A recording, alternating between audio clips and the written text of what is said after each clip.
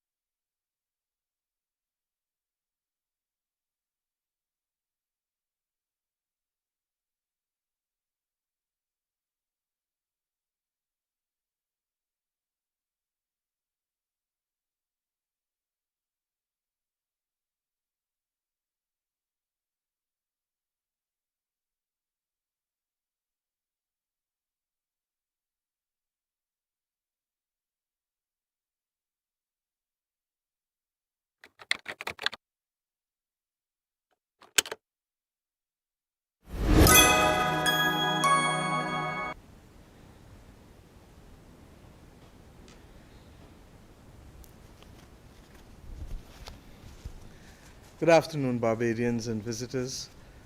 Let me say how glad I am to be talking to you again this afternoon. And it feels a little lighter, and I hope that it will continue in this vein. Um, Many of us have been monitoring our performance since the beginning of March, and since last I spoke to you. And I just want to contextualize it first for us, because I've promised you that on each occasion, every 2 weeks, I'll come back to you and we'll talk through and get through this together. And hence, this afternoon is no different.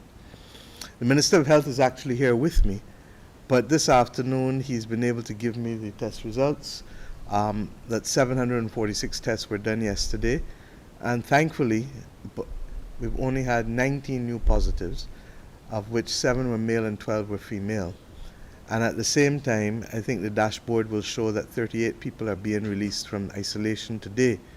Of those 19 new positives recorded yesterday, 8 of them were people who are already and have already been sent to Harrison's Point previously for assessment, and therefore only 11 new persons who were not in the Harrison's Point facility would have been tested yesterday.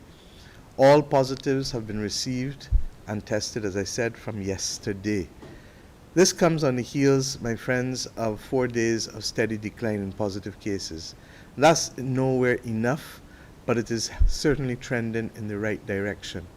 The number of new confirmed infections reported for the 2-week period under review was 520, which is almost a 50% decrease. In fact, it's a 46% decrease from the previous fortnight, where we had 960 persons.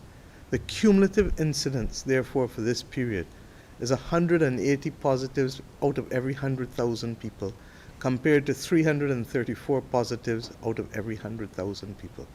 An improvement, as I said, of almost by half.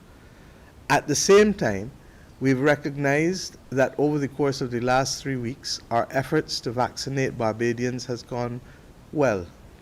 We, as of today, have vaccinated, as of 4 p.m. today, 50,621 people. That is by no means anything to be scoffed at. It is a major achievement for us as a nation, and I want to thank Barbadians who have come out in their numbers. Yes, it was not always seamless. Yes, people had to wait long, but as I indicated on the last occasion on which we spoke, these things will happen when things are in great demand. And we all know what it is like to go and have to stand up and wait, whether it is for meals that people want to get, whether it is for shops or locations where people want to get in.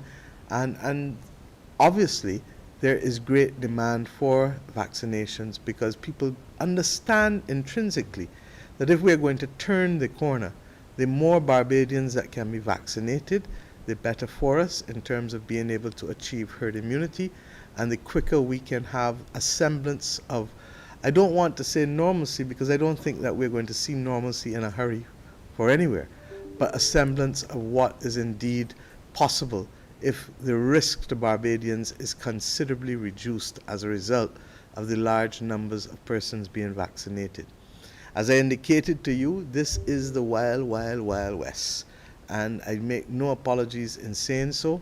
At the regional level, as the heads of government, the last time I met, I had just come out of that meeting, we've continued to make noises about the need for equitable distribution of vaccines. The reality is that you can get some, but the prices are greater than you would otherwise pay. And as a result, we've made determinations that, especially since the first 100,000 that we received was a donation from the government of India, that we are prepared to purchase those outside of what we have already accessed or committed to receive from COVAX. And Minister Bostic has confirmed that the first tranche of COVAX is expected within the next few weeks and hopefully before the end of April. And that first tranche is expected to be 33,600. And at the same time, we were able, mercifully, to be able to receive, in a form of brotherly and sisterly love, from our brothers and sisters in Guyana, 5,000 more today, which we will return to them when necessary, so that we can continue our program. And it therefore means that because we have 38,600 extra ones, when the EOC met night before last, and when the Cabinet Subcommittee met yesterday, not only on its own, but then in conjunction with the Barbados Association of Medical Practitioners, we agreed, all of us, that we would now use some of the remaining vaccines that we have to the tune of the ones that we will receive. I'm happy to report that we received the 5,000 today, and as I said, we expect through COVAX and our communications with the representatives of COVAX and the Ministry of Health, we expect to receive those 33,300 in the near future. Hence, government's program of vaccination can continue seamlessly. At the same time, we have, as I said, I told you on the last occasion, a number of irons in the fire, and we have still the African Medical Supplies Platform, plus the possibility of 2 commercial procurements, which we are waiting for the details on delivery, which we are deep in discussions and commitments, and in one instance, payment. So my friends, we expect that we can turn the corner in terms of being able to have vaccines on demand for Barbadians, and we will continue to do so over the course of the next few weeks and months. But as I told you on the last occasion, they're not landed until they're landed, and therefore we continue with a cautious approach, but we're comfortable with where we're going. At the same time, we will continue to move to reduce the backlog of persons who are elderly over 70, in terms of persons who have registered, as well as those who have chronic NCDs but are between the ages of 18 and 69. We've also agreed that we must continue to expand on the frontline workers, and the experience has been that people who initially said no 3 weeks ago are all coming forward now and saying we would like to be vaccinated, and we've therefore gone back into a number of the critical frontline agencies in order to be able to facilitate, and we'll continue there. We also started a program this week with mobile teams going out into homes, particularly for those who are immobile or whose level of sickness is such that you really don't want to have them coming out and mixing with people because of the vulnerability.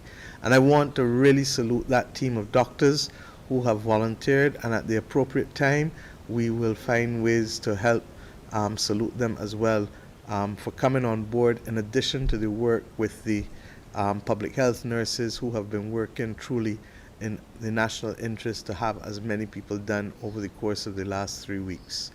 At the same time as we're doing all of this, on the last occasion, about 2 weeks ago, we took a decision to go into one of the communities where we had seen a larger number of cases than we would otherwise have liked. And we have been able to deliver vaccinations in that community. Yesterday, we took a decision that we're now going to expand to 3 new communities where we will go in at some point over the course of the next few days and start to be able to give vaccines to those persons in those communities as an intention to disrupt as far as possible the possibility of the virus having a host, having human beings that it can easily go and locate itself in and wait to spread and spread and spread again. And therefore we are using a multiple approach to these matters. We've also agreed that we're going to expand the number of testing the amount of testing that we're doing. We're in good shape now, both in terms of the numbers of machines as well as in numbers of reagents and all of the consumables that we need, while at the same time we anticipate that 2 private labs will probably be in a position to start a little later on this year. But the Dos Santos lab, as you can see, has been delivering results in a timely manner from the time we were able to receive the reagents and the consumables that I had indicated we were in short supply, largely because of the disruption in the logistics chain and supply chain. To that extent, it means that when we expand testing now, it'll be more random testing. The majority of the testing has actually been focused on persons who were primary contacts. And as the medical people and the Minister of Health keep reminding me, with the expansion of testing, we're likely to see even the positivity rate go even lower. But until that happens, I'm not speculating. I'm sharing with you because, as I've promised you from the beginning last year, we are one family. The truth is that we are also conscious that next week will represent, regrettably, you normally celebrate anniversaries, but we need to mark the year as opposed to celebrate the year. But the March 17th will in fact be 1 year since we received our first case in Barbados. And many people, when you look back, looking at it in January or February, Jeffrey, none of us thought that we would even be here. But regrettably, not only are we here, we are likely to be in a world that will be here for some time, because until vaccines are available across the globe, you're going to have the opportunity, the possibility of variants and mutations causing difficulties. So far, we've been lucky in hearing from the scientific community and the medical community that the opportunities, even if we were to have variants, that the opportunities for boosters, vaccines are very much there to be able to deal with them. But what it does mean is that there's still some level of uncertainty until as many countries across the world can see to the populations being appropriately vaccinated as we go forward. As I said, the government of Barbados is committed to paying for these vaccines, and to that extent, a supplementary will be going to Parliament next week in order to be able to secure the funds to ensure that the ones that we do have to pay for, we are in a position to do so.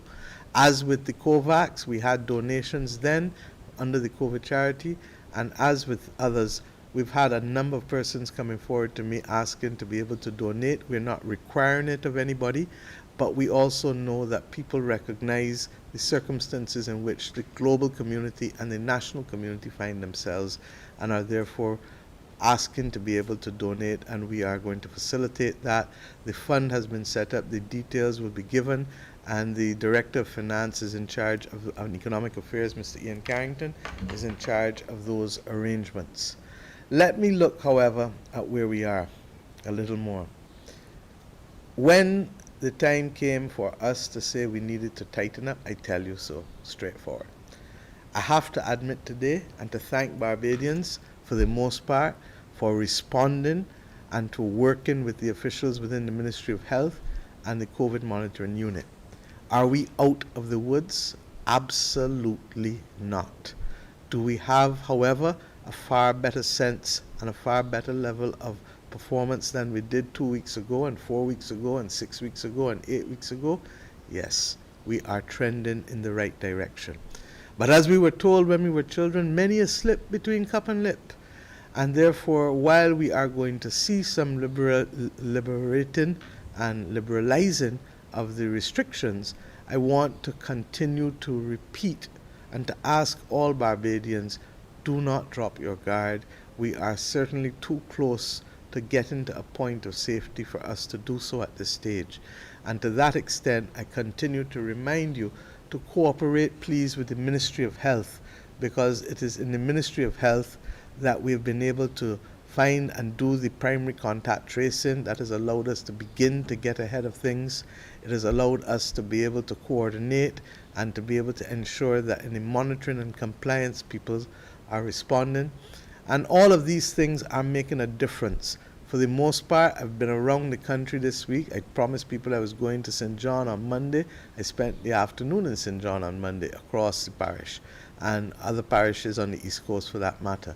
And for the most part, I would say that there is much higher compliance with the wearing of masks and social distancing than there was before. There are still a few instances of people wearing their mask below their nose, around their neck, and on their hands. And I want to remind you, let's not do that, because you're only hurting yourself and you're hurting the people who are relying on you to be compliant with the protocols so that you don't become a host for this awful virus and carrying it to other people who may react worse than we are.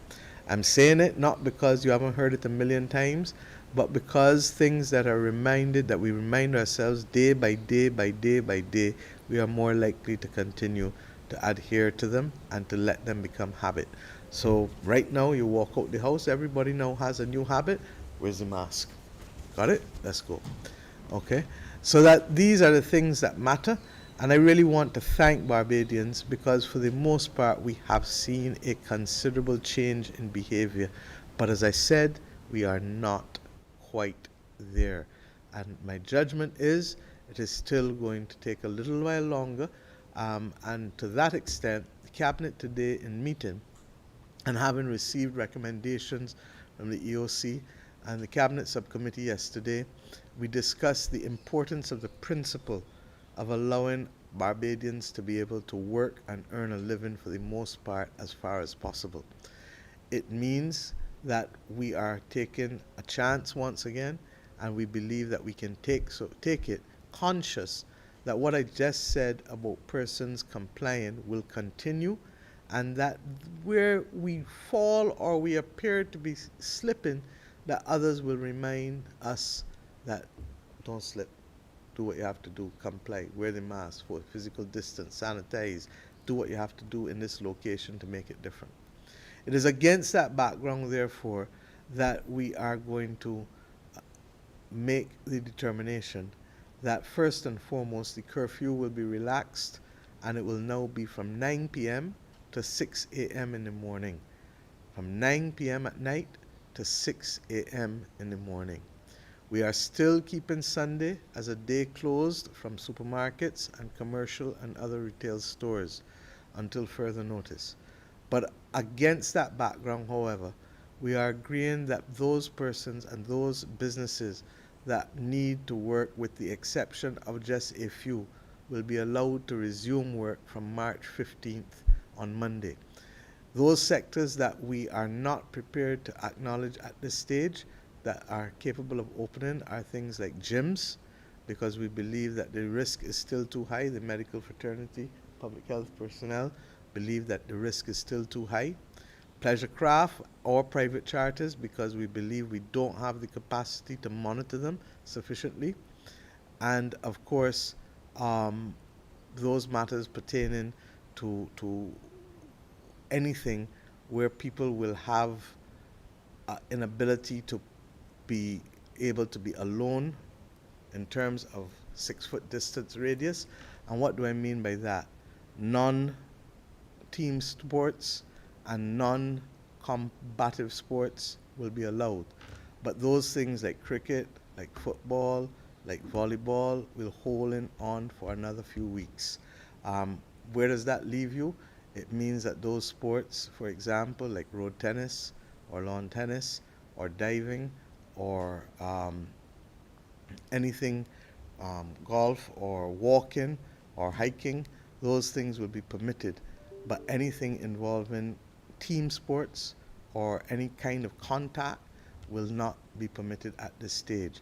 The only two non-team sports that will not be permitted will be squash and table tennis, because of the size of the board. And the Minister of Health, many of Barbadians may not know that he is a former table tennis champion expert, so he himself is hurting at the fact that table tennis will not open, but they and others recognize that the risk is really too great at this stage. So we're trying to balance as far as possible. What does that mean in real terms? It means that we're taking chances for the commercial sector, the retail sector to open back up. It means that hairdressers and barbers and estheticians, subject to the protocols that have been agreed before, can open back up. It means that restaurants will be allowed to open back up within the time frames for the curfew that we've established, but with one exception, that there will be no in-house dining for fast food restaurants, but all other restaurants can have the in-house dining based on the density and protocols that were previously agreed on with the COVID monitoring unit.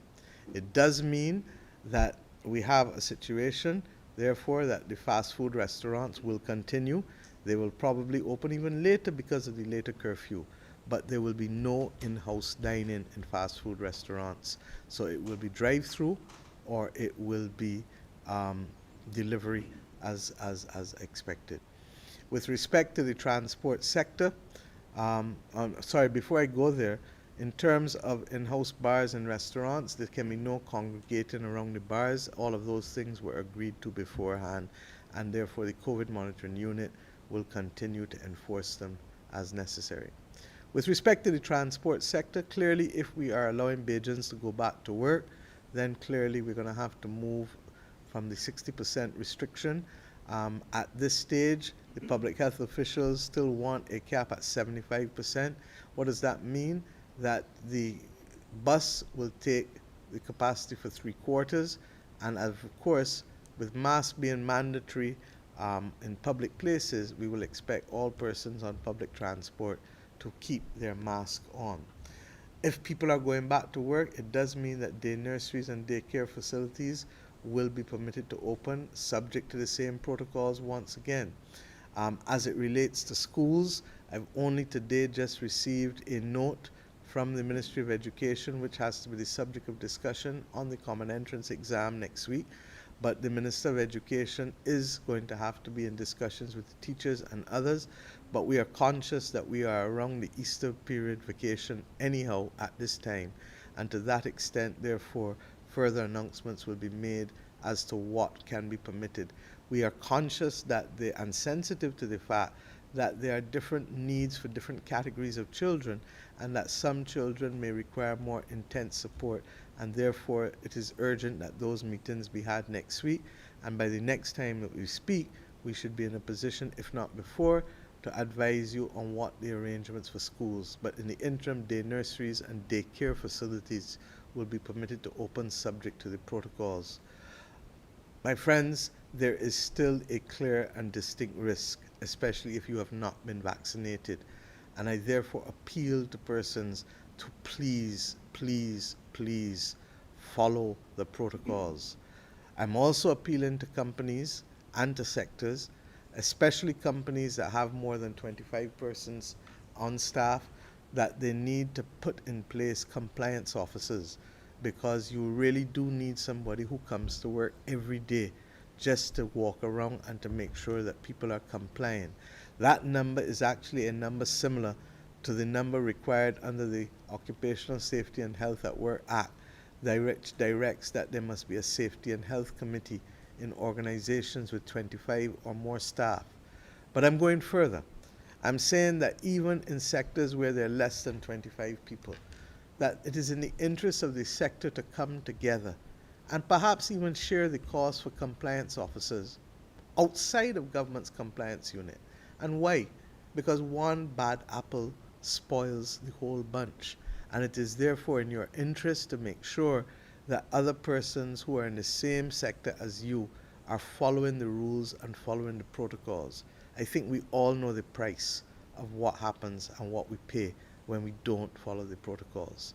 Government itself, as you know, established units with our own compliance officers for the larger ministries, the Ministry of Health, the protective services, be they police or BDF or others, and we want to continue to make sure that everybody across the country does it. But let's get real too. Who is the best compliance officer? You? You meaning every one of you out there. And I want to tell you that if you see something wrong, then you talk to the people. If you go into an establishment, you see they're not following the protocols, very politely, don't get it into any noise, very politely say, excuse me sir, excuse me ma'am, I don't think you are following the protocols and you may want to do so.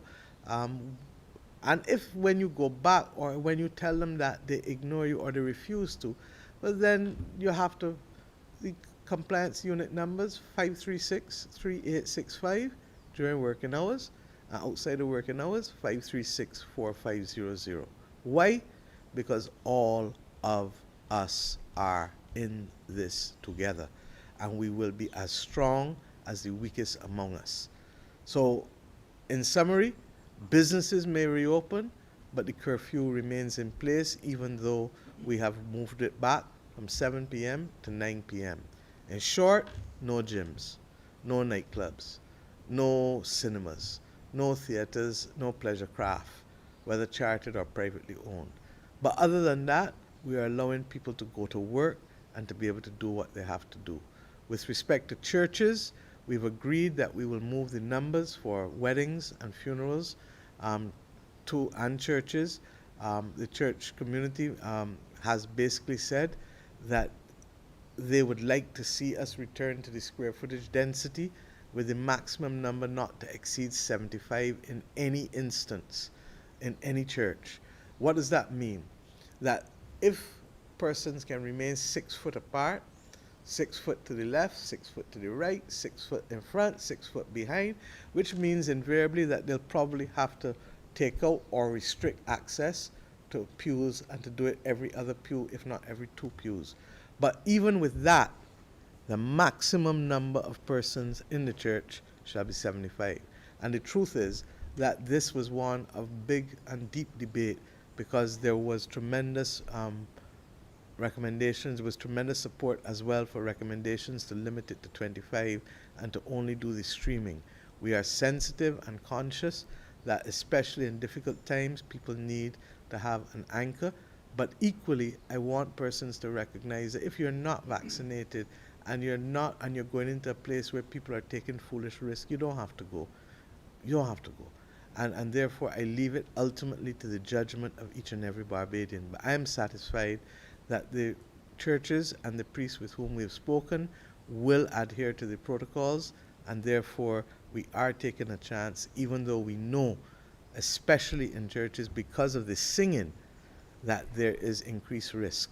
And since we all know that, we're going to work with the Christian Council and the Evangelical Association to see how best we can continue to manage this as we go forward.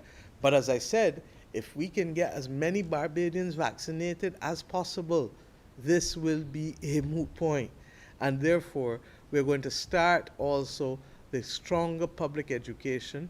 We obviously recognize that there was tremendous demand, there continues to be tremendous demand, but we do know that there is still need for public education for some people and some sectors, and therefore the Ministry of Health, in conjunction with the National Vaccination Committee and the Communications Unit, will work with the different sectors in order to be able to ensure that persons recognize that vaccinations are not what others would want them to be or to believe. Both myself and the Minister of Health have had both vaccinations. And as you can see, I'm talking to you, I'm looking the same way, I'm feeling the same way. I may be a little tired, but beyond that, I don't think that's because of the vaccination. That may be because of a lot of other things. So my friends, let us work together and go through on this. I'm asking Barbadians to please stay the course. We are not yet out of the woods, but we have come a long way from where we were. And we will continue, in my view, to get there if we continue to adhere to the protocols. We recognize that people must work again, and that as people go to work, we ask people to be cautious, to be vigilant, to be sensitive, and to ensure that we can move forward. I hope next week to meet with the social partnership again as we continue to discuss other areas, and in particular the issue of schools and education, because believe you me, as a former Minister of Education, I feel the pain of those parents whose children have lost effectively the better part of a year in education in this country. But you know what? It's across the world.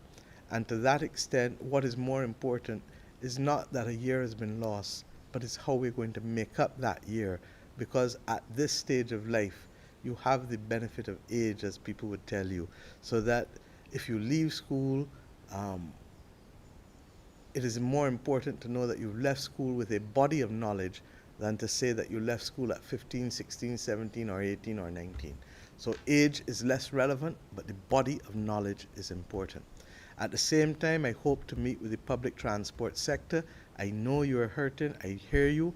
I'm going to meet with you next week. I'm going to meet with the tourism sector next week as well as we plan out going forward, because believe you me, we have a duty to bring back this economy to some level of stability. Earlier this week, the minister in the Ministry of Finance would have laid the estimates of expenditure and revenue, and we expect to start those debates from Monday going forward in the lower house. But as we do that, I want you to know that it was very clear that this last year has been difficult, and this next year can be. But if we do it right, my gut tells me that the second half of the fiscal year is going to be much better than what we have experienced in the first half and what we would have experienced in the last year. And if we can stay the course and get these numbers right, get this pandemic under control, then I believe that we can start to put all of our energy to bringing back our economy, to bringing back our households, to bringing back our businesses. The approach taken by the government with the estimates was driven by, one, our desire to continue to protect the vulnerable and those who are not capable of supporting themselves. And for the first time since independence, those numbers expanded in a way that we would never have anticipated at any point since independence. We are still there for you through the different provisions in the estimates in large measure. Secondly, that we recognize that with the implosion of the private economy, that government is the only entity in the country with sufficient girth to help keep activity going at a pace such that we can keep people earning and people being able to have access to jobs. And that is why a lot of the activity is capital works, one-off activity, as opposed to recurring spending. That was the mistake we made in 2008 and 9 when we put our emphasis on jobs that was just simply recurring spending rather than treating to the issue of getting projects done, whether the projects are housing or roads or repairs or whatever it is, or the one-off expenditure which we are carrying because of COVID, that has increased significantly the amount of money that the Ministry of Health and the government has had to spend. And the third area, of course, relates to continuing to remove the obstacles and continuing to do those things that will enhance our competitiveness. In this year, we expect to be able to complete the digital ID project. We also expect to be able to complete a number of other areas of activity that will allow for far greater digitization within the economy. And to that extent, my friends, I expect that business will continue to become easier to be conducted in this country. And I go back all the time to remind you of the days when you had to wait 6 and 8 weeks for a certificate of character, or whether you couldn't pay all of the things that you want to pay online as you're able to do now, from land tax back through to a whole range of things. We expect that whether it is liquor licenses or other forms of registration, passports, immigration, etc., that within the next 3 or 4 months that we will be in a position to roll out a number of those. And the big one that we are hoping for eventually, which would have helped us tremendously at this time, is the provision of being able to transfer digitally funds to persons so that we can reduce the use of cash, because as I keep telling you, cash, regrettably, is one of the dirtiest things that moves around in a country, and people don't even realize it because you're usually so busy to want the cash, but you don't realize how much germs on that cash as you go forward. The last thing I want to say to you, my friends, before I shut off this evening, is keep calm and stay focused. If you ask me, one of the things that I've noticed about the last few weeks is that a lot of people are on edge. And a lot of people are snapping at each other, and a lot of people are not giving each other the benefit of the doubt. And therefore things are ratcheting up in a way that is unacceptable. And I only want to remind persons, when you ratchet up tempers now, or when you get into fights now, or when you have engagements that are not helpful now, it doesn't help you get any further next month, or next year, or the year after. And sometimes there is the danger of responding in the moment rather than stepping back and remaining focused. I can talk to you on this because I perhaps more than most know what it is to be the subject, as I said, of serious attack and serious battles for a protracted period of time. And perhaps when I was going through that, I didn't know that I was being prepared to have to stay the course for one of the greatest struggles that our country would have to face. And I've therefore had to determine that I have had to develop the faith as well as the belief in myself to just sometimes step back and let balls pass outside the off stump. There is no ego in this battle. If we get confused with the I, then we are going to lose the battle. The only way we are going to win this battle is by working and staying together. And that's why one of the dangers of COVID is that it exposes everything, strengths and weaknesses, beauty and warts. But it also exposes the fact that when we drop our guard, the risk of us being able to fight this, or the chances, I should say, of us being able to fight this pandemic drops significantly. And that's difficult because for most human beings, we need to breathe, we need to step back, and we need to be able to think. And I'm saying that if you need that, step back, go in your house, watch a little Netflix, watch a little TV. If you can't watch a little TV, listen to some music. If you ain't got no music to listen to, talk with people, go on your WhatsApp, go on social media, talk to your parents, talk to whoever. But recognize that what we're asking you to do is not forever. And if we get this right, then the things that you like to do, the things that I like to do, every time I go out now and I start to mix with people, all of a sudden I feel alive because I realize how much we've had to stay inside, and the difference between social interaction and no social interaction is real, so I get it. But at this point in time, other than work, other than earning a living, I'm asking us to keep it down still. Keep it down, keep calm, stay focused, and my brothers and sisters, we will make this together.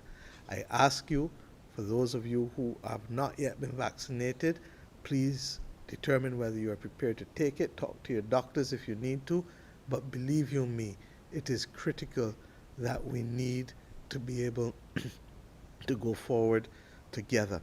But in doing that, the best example is for you to protect yourself.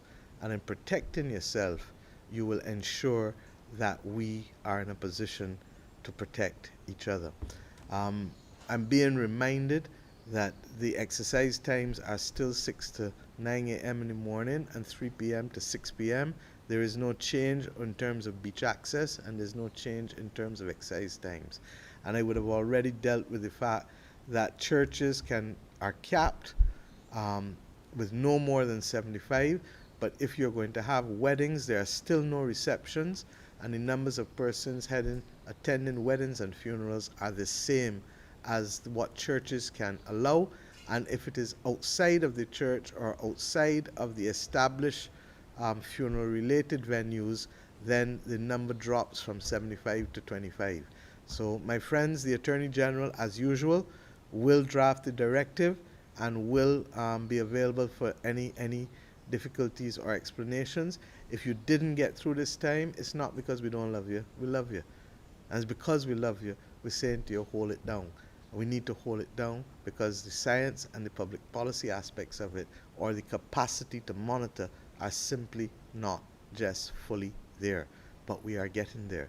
I want to thank you truly from the bottom of my heart, and on behalf of my government, to say thank you, Barbadians, for walking this journey and helping us to turn this corner.